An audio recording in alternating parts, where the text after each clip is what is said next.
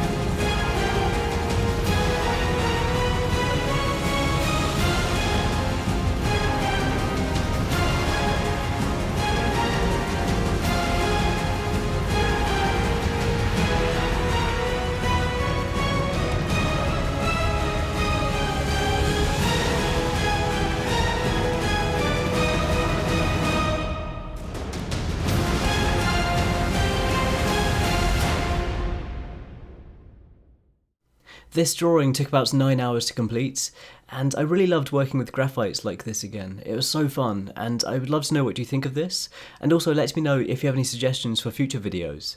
If you want to see more stuff like this, then feel free to subscribe, and any likes or shares on this video, they really mean a lot to me. If you want to follow my progress and see photos before I post these videos, then please check out the links in the description box below to check out my Twitter, Facebook and Instagram. And once again, thank you so much for watching, and thank you so much for the support. I truly appreciate it, and I hope you have an amazing day, and I'll see you all soon.